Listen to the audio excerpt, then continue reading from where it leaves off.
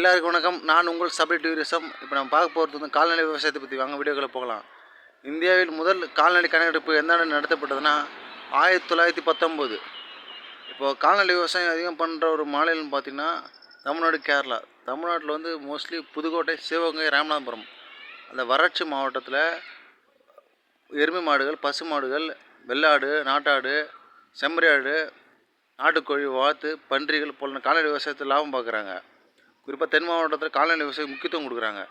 கேரளாவில் முக்கியத்துவம் கொடுக்குறாங்க. கர்நாடகாவில் ஹலிக்கர்ன்ற ஒரு பசு வகையை உற்பத்தி பண்ணுறாங்க. ஆந்திராவில் தான் அதிகம் நாட்டுக்கோழி வளர்த்து முட்டை உற்பத்தி பண்ணுறாங்க. ஆசியாவின் எக்போல், ஆசியாவின் முட்டை பந்து அழைக்கப்படுது ஆந்திர பிரதேஷ். அதுமாதிரி கால்நடை விவசாயத்துக்கு முக்கியத்துவம் கொடுங்க. கால்நடை விவசாயம் பண்ணுறவங்க அரசு ஊழியர்கள் அதிகமாக பணம் சம்பாதிக்கிற சூழல் உருவாகுது தமிழக மாநிலத்தில்.